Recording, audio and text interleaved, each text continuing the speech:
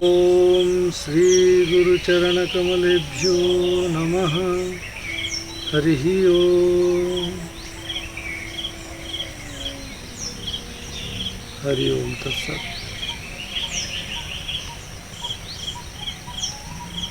मन उसी की करो प्रार्थना, जिसने जीवन दिया, जिसने दी आत्मा, जो है संसार का सबका परमात्मा। मन उसी की करो प्रार्थना। सैया त्याग से लेकर के शयन तक भगवान का सुमिरन, भगवान का भजन, भगवान का स्मरण के साथ अगर कोई भी कार्य हम करते हैं तो वह कार्य भगवान से जुड़ने के कारण वह संपूर्ण कार्य पूजा बन जाती है। इसलिए आइए हम उस परमात्मा को धन्यवाद दें और उस परमात्मा तक पहुंचाने के लिए जो सेतु हैं, जो माध्यम हैं, जिनके द्वारा हम उस परमात्मा को जानने का प्रयास कर रहे हैं, उस परम सेतु परम पूज्य प्रातः स्मरणीय सद्गुरुदेव श्री स्वामी जी के पावन चरणों में कोटि कोटि प्रणाम निवेदन करते हैं। सभी योगाभ्यासी, योग प्रेमी साधक साधिकाओं को बहुत बहुत अभिनंदन, सादर हरिओम। शास्त्र में कहा गया है, शरीर माध्यम खलु धर्म साधन। शरीर को ही माध्यम बनाते हुए हम अपना कार्य निर्वाहन करते हैं, चाहे साधना हो, चाहे तपस्या हो, चाहे पूजन हो, चाहे हवन हो, चाहे स्वाध्याय हो, चाहे योग साधना हो। शरीर प्रथम साधन है, माध्यम है, और साधन के बिना हम साध्य तक नहीं पहुंच सकते। लेकिन उस साधन को कैसे बढ़िया रखें। और हमारे एक सज्जन ने हमसे अनुरोध किया था कि स्वामी जी, इस महामारी कोरोना के बीच हमको यह संदेश मिला है कि कोरोना शरीर का लॉन्च को ही ज़्यादा इफेक्ट डालता है, उस पर ज़्यादा असर पड़ता है, और उसके लिए कुछ अभ्यास बताएं। तो आइए मैं उस शरीर के जितने भी सारे अवयव हैं, सब जितने प्रकार के मतलब अवयवों में जो विशेष रूप से, जैसे कि हृदय हो गया, फेफड़ा हो गया, यकृत हो गया, गुर्दा हो गया, ये सारे के सारे अवयव जो है बहुत ही महत्वपूर्ण है। इसका मतलब ये नहीं कि बाकी अवयव का जरूरत नहीं है। शरीर का कोई भी एक अवयव अगर गड़बड़ा जाता है तो जानना कि संपूर्ण शरीर गड़बड़ा जाता है। एक छोटा सा नट के लिए, नट बोल्ट के लिए गाड़ी रुक जाती है रास्ते में। तो ऐसे ही इस शरीर को भी स्वस्थ बनाना बहुत जरूरी है। और इस यंत्र रूपी शरीर में यंत्रारूढ़ परमात्मा को भी हमें पहचानना हो। तो इसीलिए इस यंत्र को हम बढ़िया से स्वस्थ रखेंगे। और उसके लिए जैसे कि बता रहे थे, लंग्स के लिए हमें करना है। तो लंग्स के लिए मैं सबसे पहले आपको बताना चाहूँगा कि लंग्स के माध्यम से ही हम ऑक्सीजन को भरपूर मात्रा में शरीर में पहुंचाते हैं। और पिछले एपिसोड में भी मैं बताया था आपको कि हम जितना सांस ले रहे हैं उसी हिसाब से हम पूरे के पूरे फेफड़े का एक्सपांसन नहीं कर पा रहे हैं, और उसके लिए ज़्यादा से ज़्यादा सांस अपने को अंदर भरने का है और उसी के अनुरूप हमें छोड़ने का है। तो क्या होगा, उससे हमारे फेफड़े के जो छिद्र हैं सारे के सारे एक्टिवेट होंगे और ज़्यादा से ज़्यादा ऑक्सीजन लेकर के फिर वह हमें ऑक्सीजन के माध्यम से हृदय तक पहुंचाएंगे, और हृदय में ऑक्सीजन प्रचुर मात्रा में जाने के बाद हम उसको ज़्यादा से ज़्यादा ऑक्सीजन कैसे लें, उसके लिए हम आपको अभ्यास बताएंगे। आइए, सबसे पहले हमें प्रचुर मात्रा में ऑक्सीजन कैसे भरेंगे, उसके लिए लंबी और गहरी सांस लेंगे और इतना लेंगे कि फेफड़े को एक्सपांसन करने में बहुत मदद मिलेगा, और बहुत से बहुत ऑक्सीजन कैसे हम भरेंगे उसके लिए उतने हिसाब से हमको धीरे धीरे पर बहुत मात्रा में अपने को ऑक्सीजन भरने का प्रक्रिया को समझना होगा। तो आइए, पहले हम सांस, लंबी और गहरी सांस लें।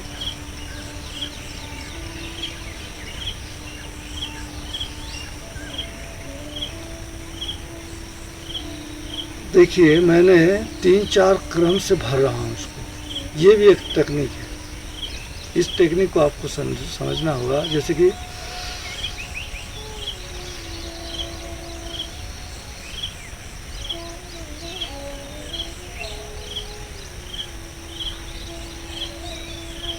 फिर धीरे धीरे छोड़ना होगा, धीरे धीरे, बिल्कुल धीरे देना है अपने को।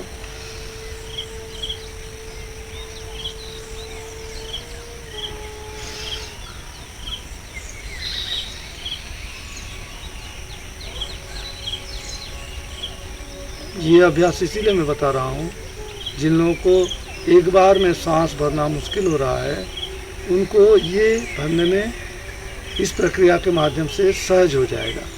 तो इसलिए इस प्रक्रिया को अपनाएं।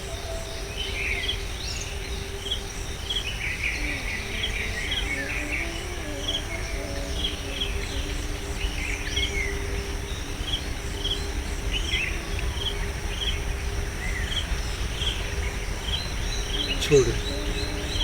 अब सीधे बिल्कुल धीरे धीरे लेने का है सांस।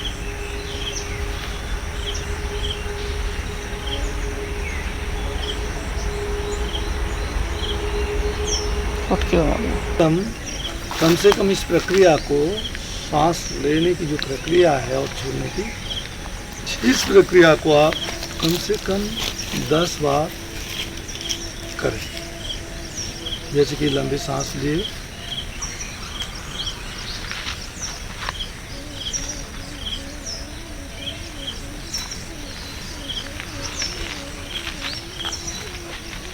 छोड़िए, लंबी सांस लिए और छोड़िए। इस प्रक्रिया को आप 10 बार करेंगे। और उसके बाद जैसे कि मैंने आपको पहले एपिसोड में बताया हूँ,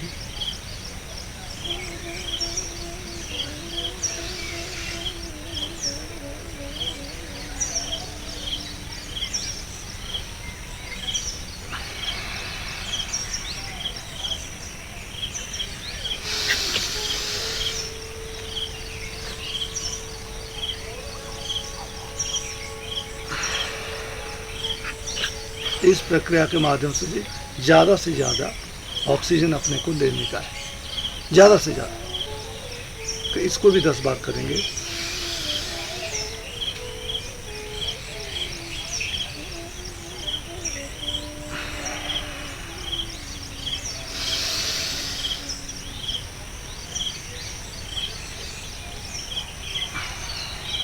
इसी तरह 10 बार इस प्रक्रिया को हमको करने का है। इससे क्या होगा, ज़्यादा से ज़्यादा ऑक्सीजन हम ले सकेंगे। और उसके बाद हम प्राणायाम का कुछ अभ्यास करेंगे। प्राणायाम में जैसे मैंने आपको बताया था, भस्त्रिका का प्राणायाम आप कर सकते हैं। लंबी और गहरी सांस लेना है और छोड़ना है। और याद रखना, भस्त्रिका में हम मृदु गति, मध्यम गति और तीव्र गति 3 प्रकार से कर सकते हैं। लेकिन तीव्र गति जो है उच्चाभ्यासी के लिए है, और कुछ विशेष साधना के लिए, कुंडलिनी जागरण के लिए उस तीव्र गति वाला प्राणायाम को किया जाता है। लेकिन हम साधारण रूप से मृदु और मध्यम ये दोनों का अभ्यास करेंगे। उसमें निपुण होने के बाद बंध के साथ फिर प्राणायाम का अभ्यास करेंगे, जैसे कि जालंधर बंध का यूज करते हैं, उसमें उपयोग करते हैं। इसीलिए हम प्राणायाम करते समय ध्यान देने का है कि ज़्यादा तीव्र न करें, लंबी और गहरी सांस लें और छोड़ें। और भस्त्रिका में हमें प्राण को उज्जीवित करना पड़ता है, ताकि उसमें पाचन शक्ति जो जठराग्नि है वो उद्दीप्त हो। और जठराग्नि जब प्रबल होता है तो उस समय हमारे पाचन शक्ति, पाचन संस्थान जो है बहुत ही एक्टिवेट हो जाता है। और उस समय ध्यान देना कि जब प्राण शरीर में प्रबल रहता है तो उस समय प्राण प्रबल रहने से हम जो भी खाद्यान्न ग्रहण करते हैं वह बढ़िया से जीर्ण होता है और शरीर में गैस, एसिडिटी का कोई प्रॉब्लम नहीं रहता।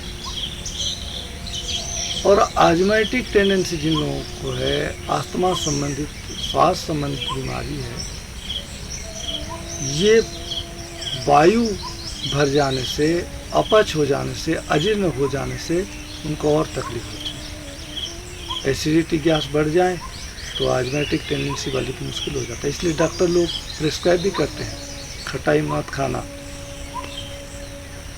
तो इसीलिए श्वास संबंधित रोगों के लिए, और विशेष रूप से जब हम इम्यूनिटी पावर बढ़ाने के लिए ये प्राणायाम को माध्यम बना रहे हैं, तो उसमें आप सब लोगों को ध्यान देने का है कि इस प्राणायाम को बहुत ही श्रृंखलित रूप से करें। जैसे कि आप शुरू करते हैं, मेरुदंड बिल्कुल सीधा, गर्दन सीधा, आंखें बंद।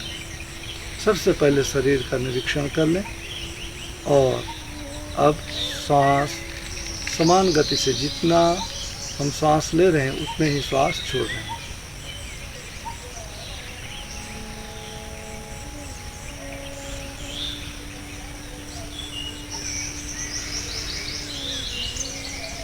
डायफ्राम में सांस भरें, छोड़ें।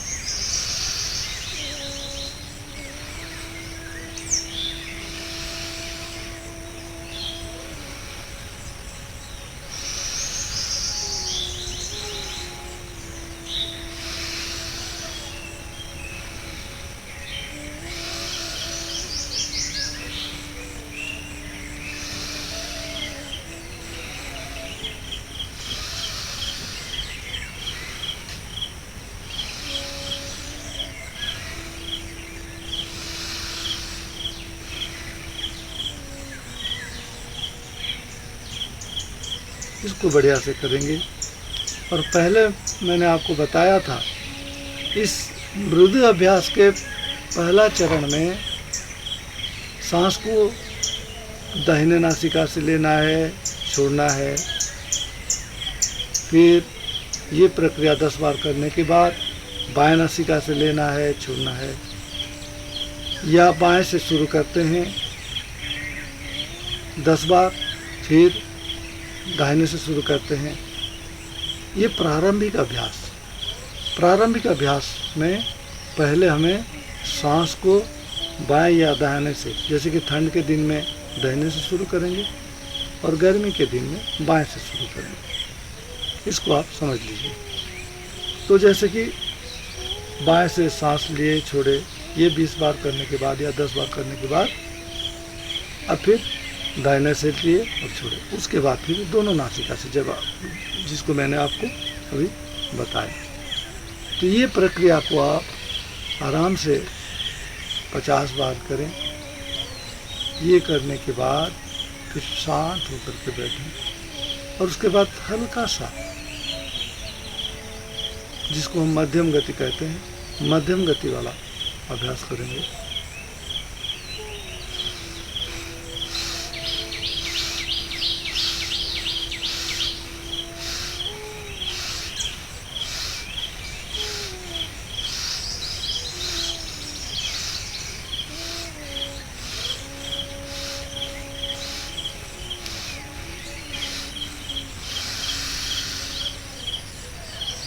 इसके साथ जालंधर बंद का अभ्यास करेंगे।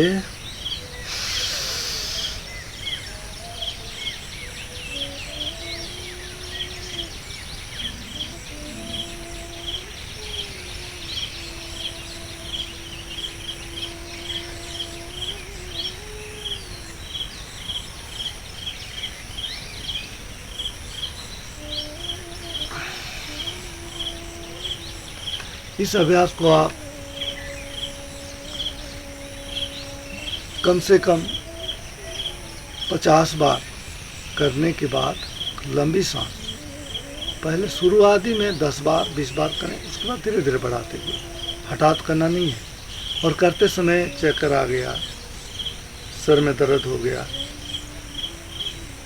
या कुछ अजीब सा महसूस हुई आपको, तो आप तुरंत प्राणायाम को तत्काल बंद कर दें और सीधे बैठ जाएं।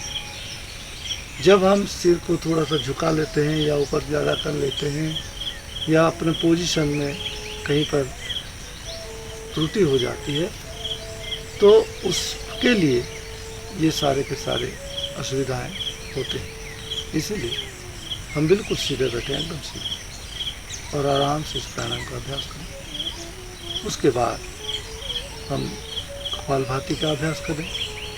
कपालभाति में सांस को छोड़ने का और लेने का ये जो प्रक्रिया है, उसमें थोड़ा सा आपको समझना होगा। पहले एपिसोड में तो हमने बताया, तो केवल इसमें छोड़ने का रहता है और अपने आप जो लेने का होता है वो छोड़ते समय ही आप महसूस करेंगे। जैसे कि हमने छोड़ा, तो जितना अंदर लेना है वो ऑटोमेटिकली हम ले लेते हैं। तो इस प्राणायाम को छोड़ने पर जोर देना है और छोड़ते समय यह विचार करना है, यह भावना अपने मन में सदैव रखना है कि इस प्राणायाम के माध्यम से अंदर में जो कुछ भी अनावश्यक तत्व हैं, सारे के सारे इस प्राणायाम के माध्यम से निष्कासित होते जा रहे हैं। और शरीर जो है मल का एक भंडार है और इसमें मल के साथ, दोष के साथ गुण भी हैं और मल के साथ अच्छा पदार्थ भी है, जिसे हम अमृत कहते हैं, वो भी है।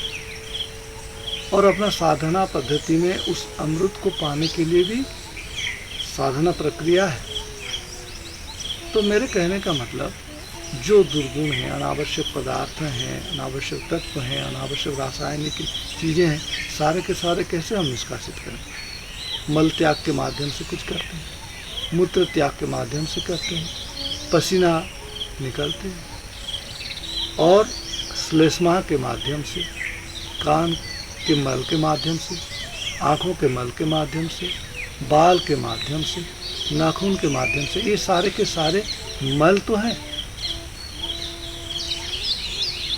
तो इस संपूर्ण शरीर के अंदर मल भी है और निर्मल भी है, दोष भी है और गुण भी है। जब हम दोष को, वात पित्त कफ को बैलेंस कर लेते हैं, संतुलित कर लेते हैं, ये सारे दोष फिर गुण में रूपांतरित हो जाते हैं। उस दोष का हम गुण को फिर समझ लेते हैं।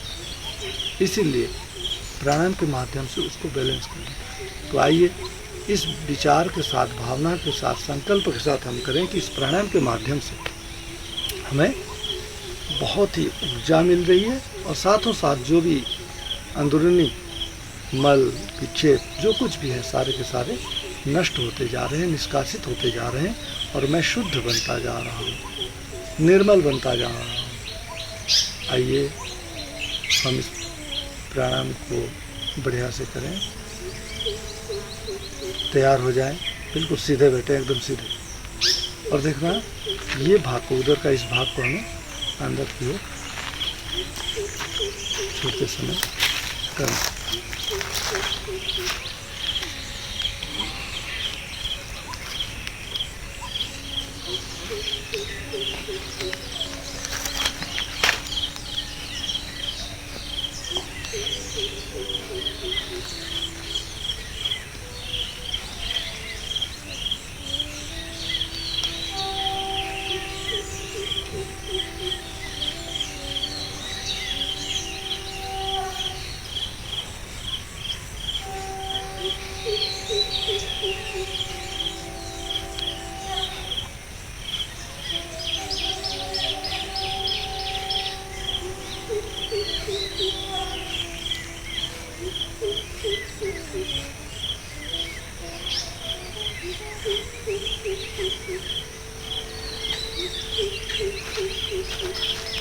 करते जाएं, करते जाएं, करते जाएं। फिर लंबी सांस छोड़ते हुए इस प्राणायाम के साथ उद्यान बंद का अभ्यास करेंगे। जैसे कि आप देख लें,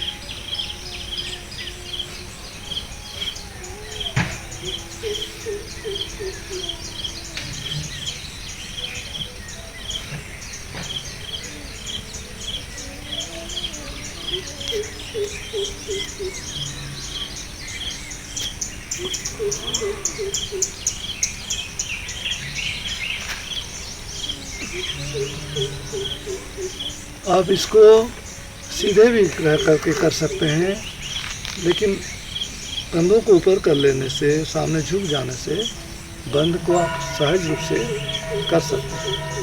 तो आइए उसको और एक बार करें।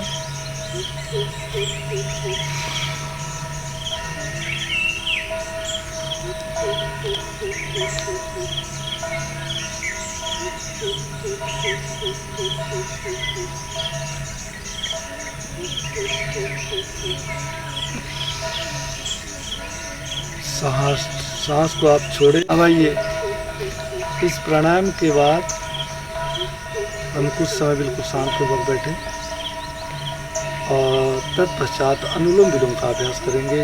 अनुलोम विलोम में बाएं से सांस लेना है, दाहिने से छोड़ना है, दाहिने में लेना है, बाएं से छोड़ना है।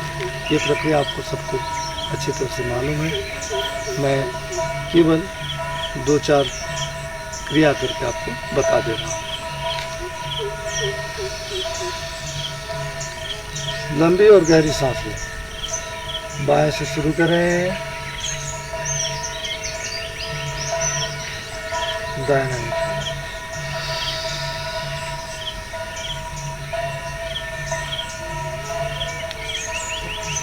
दाहिने से लिए बाएं में। ये हो गया एक क्रम। ऐसे ही आप कम से कम 10-15 बार इसका भी अभ्यास करें और इसको बढ़ाते जाएं।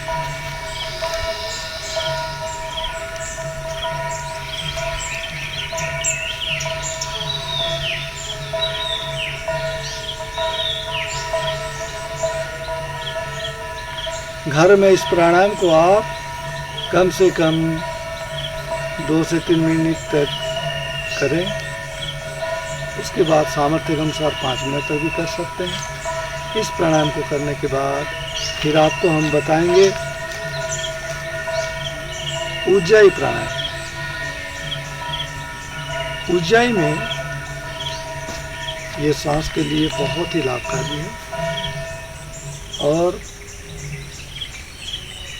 प्राणायामों में उज्जाई प्राणायाम का एक अद्भुत स्थान है। उज्जाई प्राणायाम को हम बहुत सारे मुद्राओं के साथ, बंध के साथ, क्रियाओं के साथ करते हैं और विशेष करके शरीर में हृदय संबंधित, थायराइड संबंधित, लॉन्ग संबंधित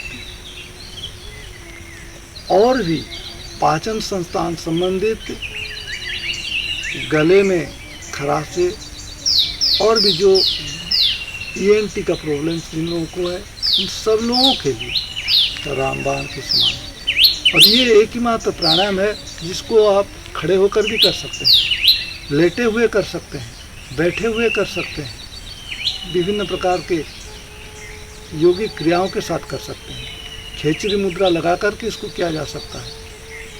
तो इसीलिए इस प्राणायाम को हम बढ़िया से करेंगे। इस प्राणायाम में सांस लेते समय अपना गला के इस भाग को हम संकुचित करते हुए, कंठ को संकुचित करते हुए हम क्या करेंगे, इस प्राणायाम को करेंगे। और करते समय जैसे कि बच्चे सोते समय जो खर्राट लेते हैं, उस तरह का शब्द होंगे। और ये सांस लेने के बाद, अब जब सांस ले लिए और छोड़ते समय, उससे पहले आप देखना कि कुछ समय आप सांस को लिए और रोके, फिर सिर को उठाए, फिर बाएं तरफ ऐसे दाहिने नाथुने को बंद करके बाएं नासिका से छोड़ दें। इस प्रक्रिया को आप देख लीजिए पहले, जैसे कि हम शुरू करते हैं।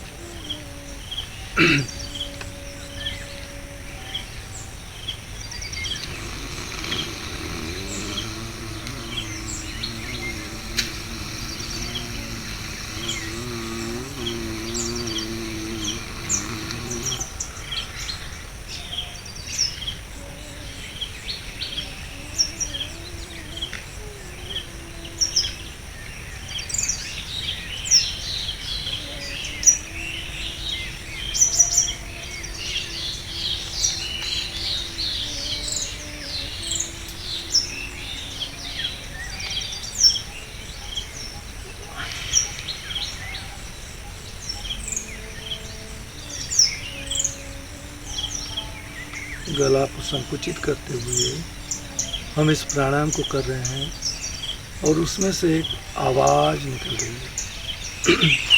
इसको आप बढ़िया से करें। और थायराइड वालों के लिए, ENT वालों के लिए, हार्ट के लिए, के लॉन्ग्स के लिए, फेफड़े के लिए बहुत ही लाभकारी है। इससे हमारे शरीर में जो आवश्यक रसायन, रस रसायन क्षरण हो रहे हैं, उनमें भी एक बैलेंस हो जाता है। थायरॉक्सिन हो गया और अन्य एंडोक्राइन ग्लैंड से जो हार्मोनल सिक्रेशन होता है, उसको भी ये बिल्कुल बैलेंस करता है। इसीलिए इसको भली भांति आप समझें और उसको बढ़िया से करें। ये हो गया उज्जाई। और उज्जाई के साथ आप भ्रामरी का अभ्यास करेंगे। भ्रामरी प्राणायाम में दोनों कान को बंद करते हुए भौंरा जैसा गुंजन करेंगे। लंबी और गहरी सांस लेने का है। नासिका के द्वारा हमें यह गुंजन क्रिया करने का है। जैसे भौंरा गुंजन करता है, वैसे ही हम इस प्राणायाम को करेंगे। तो आइए ऐसी स्थिति में रह जाएं, या ये ऐसे भी आप कर सकते हैं। इस प्रक्रिया के माध्यम से भी आप कर सकते हैं। तो आइए लंबी और गहरी सांस लें।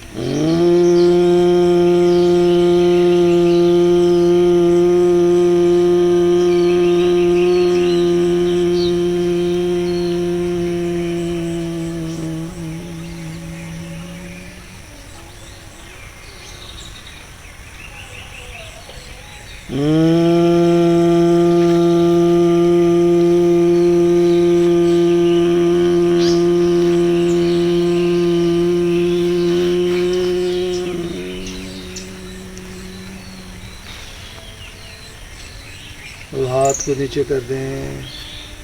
मस्तिष्क भाग में उठने वाले तरंगों के प्रति सजग हो जाएं और अनुभव करें कि इस कंपन के माध्यम से, स्पंदन के माध्यम से हमें ऊर्जा मिल रही है, शांति मिल रही है। बिल्कुल एकदम शांत वातावरण में आप बैठे हैं, कहीं कोई तनाव नहीं है। तनाव मुक्त भाव से आप अपनी इस क्रिया को बढ़िया से करें और अनुभव करें।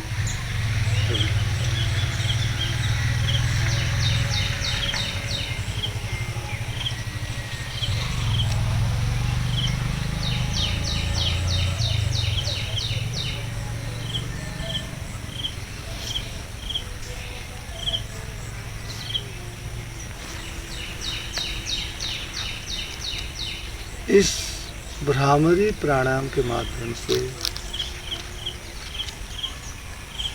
हमारे मस्तिष्क से संबंधित सारे के सारे बीमारियां दूर होती हैं और मस्तिष्क ही हमारे सारे सिस्टम्स को रेगुलेट करता है, नियंत्रित करता है। उसके चलते ही सब कुछ हम करते हैं। उसके निर्देश के बिना हम कुछ नहीं कर सकते। इसलिए जो कंट्रोलर है, जो नियंत्रक है, उसको हम कैसे ठीक करें। और अच्छी नींद के लिए, गहरी नींद के लिए बहुत ही लाभकारी प्राणायाम है। और ब्लड प्रेशर वालों के लिए तो ये बिल्कुल रामबाण के समान है। मस्तिष्क संबंधित, हार्ट संबंधित, ब्लड प्रेशर और मानसिक रोगाक्रांत व्यक्तियों के लिए ये बहुत ही लाभकारी है। इसको आप आराम से करेंगे। और विशेष रूप से बच्चों के लिए तो ये स्मरण शक्ति बढ़ाने के लिए बहुत ही लाभकारी है। इसीलिए ये सारे के सारे क्रियाएं, प्राणायाम अपने लंग्स संबंधित सारे बीमारियों के लिए और अपने को बूस्ट करने के लिए ये बहुत ही ज़रूरी है। रोज़ का आप अभ्यास करें और अपना स्वास्थ्य को बहुत ही बढ़िया रखें। शरीर माध्यम खलधर्म साधन। शरीर अगर स्वस्थ है, मस्त है, तो फिर आप स्वयं इस संसार में रहते हुए आनंद को अनुभव कर सकते हैं, क्योंकि उस स्वस्थ शरीर के माध्यम से हम परमात्मा तक पहुँच सकते हैं। आइए हम उस परमात्मा को धन्यवाद दें। पुनः गुरु चरणों में अपना प्रणाम निवेदन करते हुए कृतज्ञता ज्ञापन करें और प्रार्थना करें। सर्वे भवन्तु सुखिनः, सर्वे सन्तु निरामयाः, सर्वे भद्राणि पश्यन्तु, मा कश्चित् दुःखभाग् भवेत्। ओम शांति शांति शांति। हरि। और इस विश्वात्म चेतना यूट्यूब चैनल को आप लोग सब्सक्राइब करें और ज़्यादा से ज़्यादा शेयर करें, ताकि बहुत से लोग लाभान्वित हों। हरि।